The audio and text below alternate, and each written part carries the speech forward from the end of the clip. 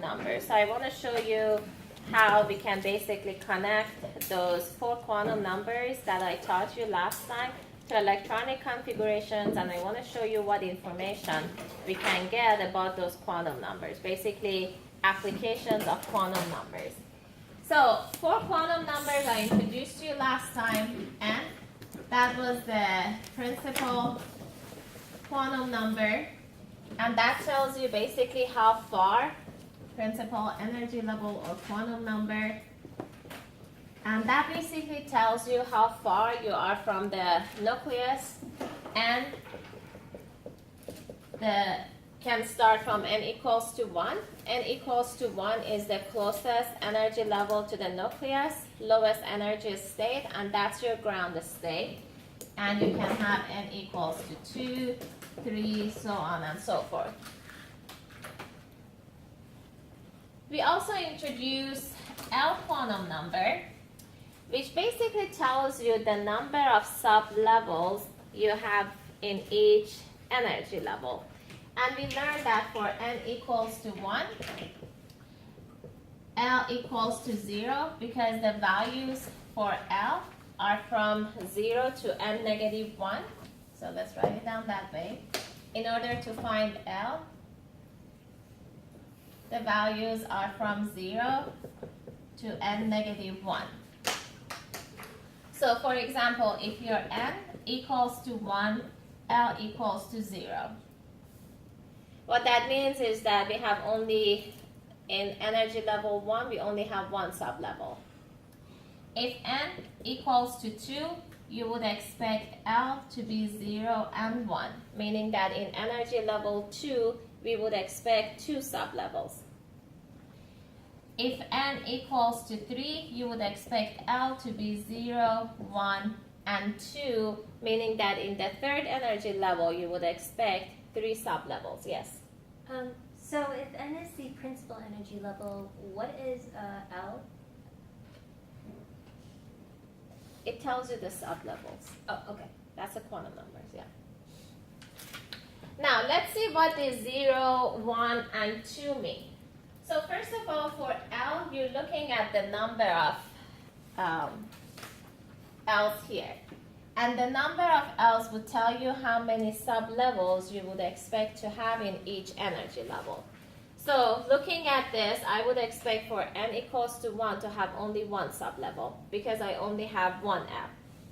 In energy level 2, I have 2L, meaning that I would expect 2 sub-levels in energy level 2. For n equals to 3, I have 3 L's, L equals to 0, L equals to 1, and L equals to 2. That means in the third energy level, I would expect 3 sub-levels. Now, as the n is increasing, meaning that as you get further away from the nucleus, the number of sub-levels are increasing too, and it makes sense. Because you're getting further away from the nucleus, the attraction between the positive charge of nucleus and negative charge of electrons is less. Electrons have more freedom to move, so they occupy more space. The space is bigger, the space in which you can find the electron is bigger, so the number of sub-levels are more. Now, what does these 0, 1, and 2 mean? The sub-levels, we don't just call them by the numbers. These numbers, later on when you do advanced chemistry, are used in order to show, properties or spin of the electrons. But for now, we want to give these names. So, if L equals to 0, we call that the S sublevel. So for any L equals to 0, that would be the S sublevel. Meaning that in each energy level, you would expect to see a S sublevel.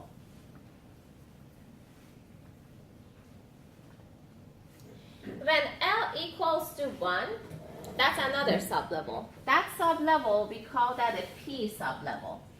So in each energy level, you also expect to see a P sublevel.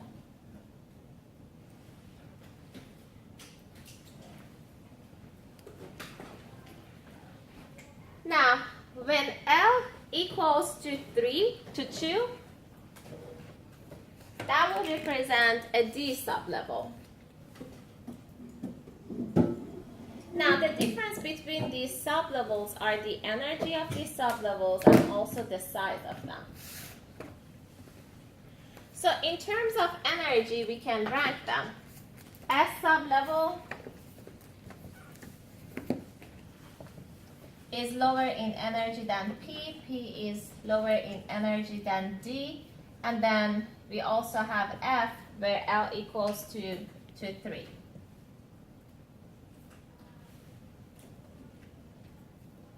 So in terms of energy, S sublevel has lower energy than P, P has lower energy than D, and D sublevel has lower energy than F.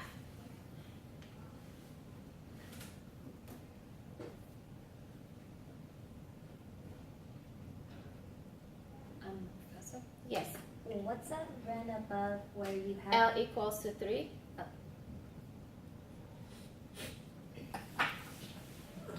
So in terms of energy, we know the difference between them.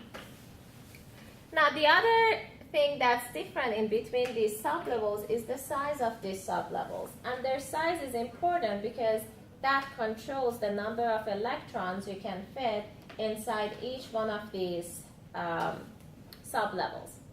So in order to talk about the size and how many electrons we can fit inside each one of these sublevels, we introduced another quantum number, which was m sub L.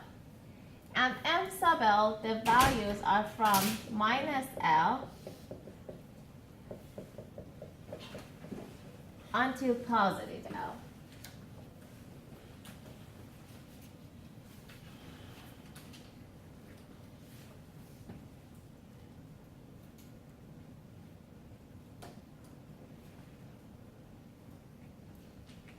So what does that mean? It means that, for example, if your L equals to 0, what's m sub L? 0. If L equals to 1, your m sub L is going to be negative 1, 0, positive 1. Yes? So what information does m sub L give you? Just a second, I'm getting there. And if L equals to 2, your m sub L, the possibilities are negative 2, negative 1, 0, plus 1, plus 2.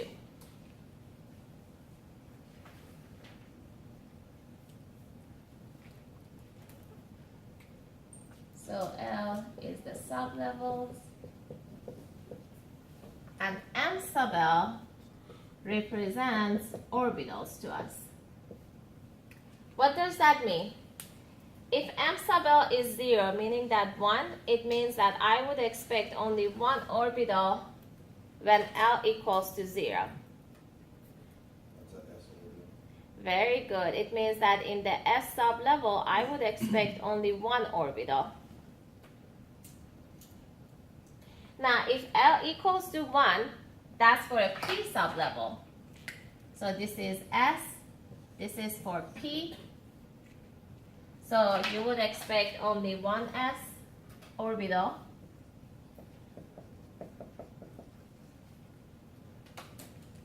Let's rephrase it. One orbital in S sublevel. That's what it means. If L equals to 1, that's your P sublevel, you would expect 3 orbitals. So 3 orbitals for P sublevel. And I didn't mean this to be caps.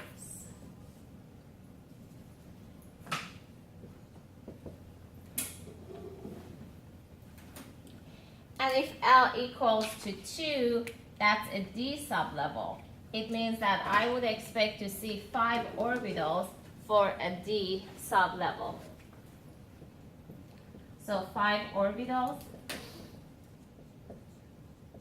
for a D sublevel.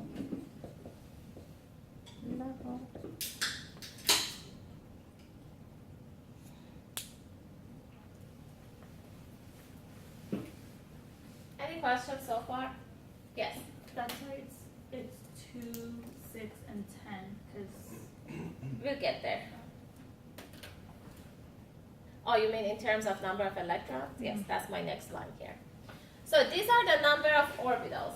And you want to keep in mind that you can have a maximum of 2 electrons per each orbital.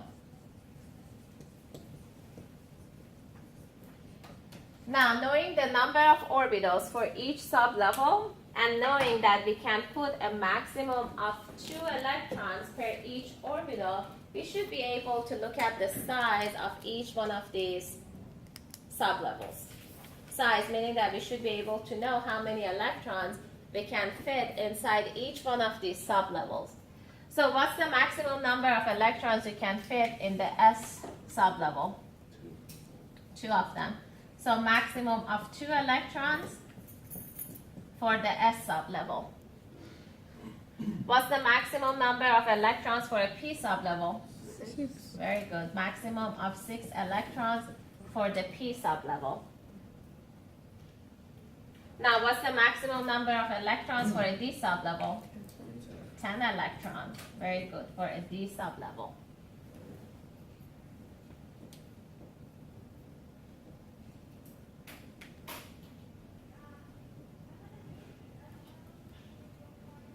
So we've done a lot so far. We looked at the energy of each sublevel. We looked at the energy of orbitals, and we know how many electrons we can fit inside each one of these sublevels. Basically, we can look at how electrons are put inside the orbitals around the nucleus, because we know the energy of each sublevel orbital, and we know how many electrons we can fit inside each one of these orbitals. So from here on, we should be able to actually write the electronic configurations. Did you have a question? Yeah, last time when we were in lecture, we did n is equal to 4, that's the 7 orbital, that's Yeah. F, right? Mm-hmm. That's Yeah, and you can put a maximum of 14 electrons in the F. I don't talk about it because F, that's where you have the rare earth elements. We don't really talk about it in Gen Chem. We don't go beyond the orbitals in this class. So, one last quantum number is the M sub S,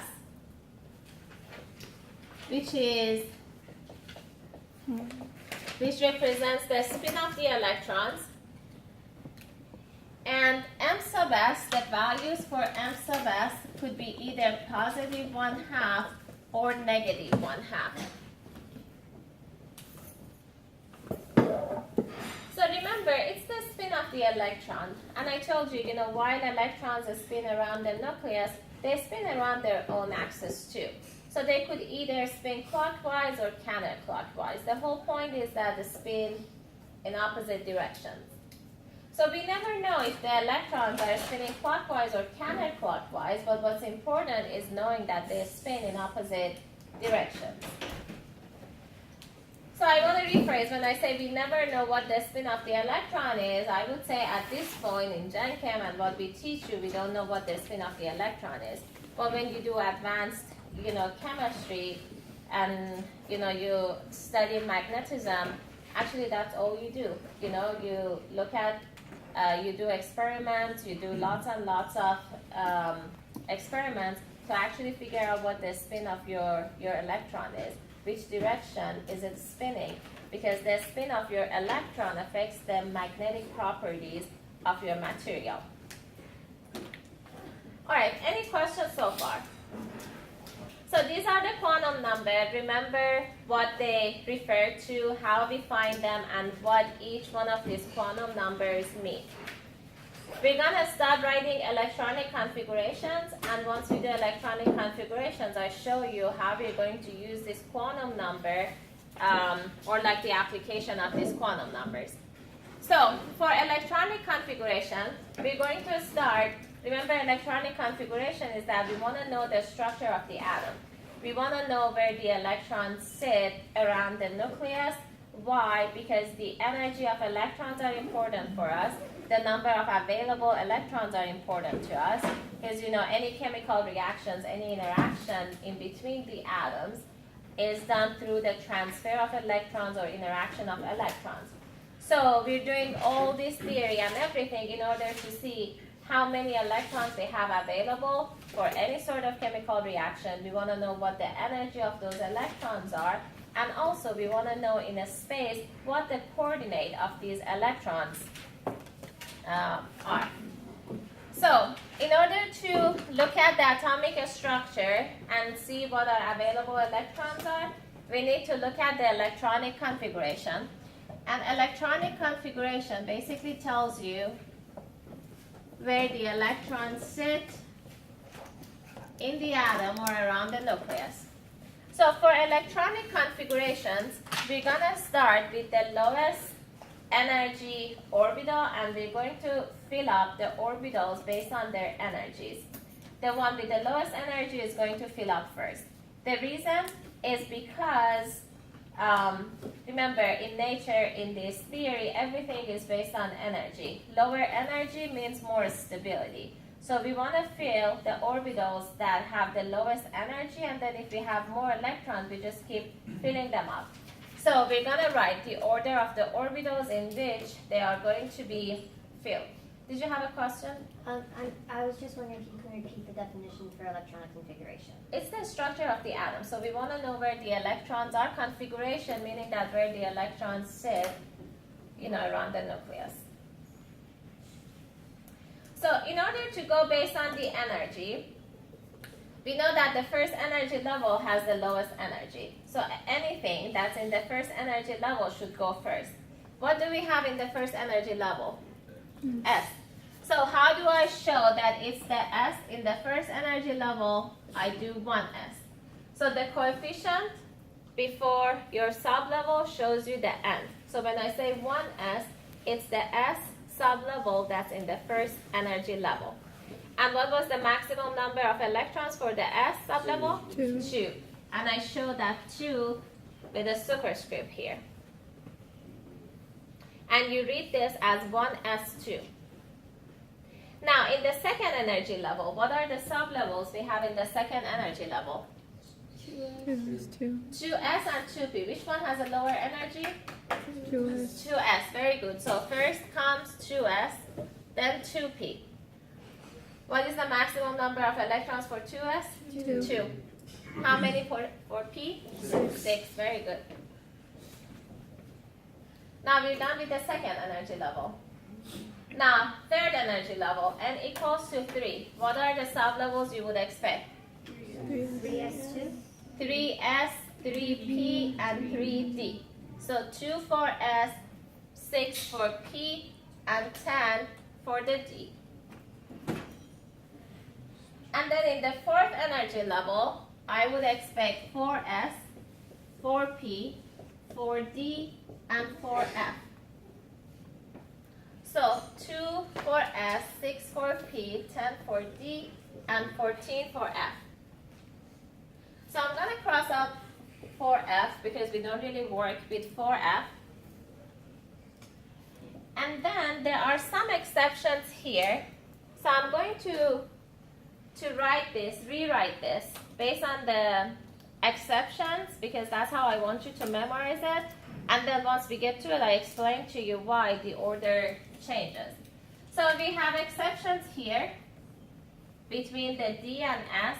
So in fact, the correct electronic configuration is going to be 1s2, 2s2, 2p6, 3s2, 3p6, 4s2, 3d10, 4p6,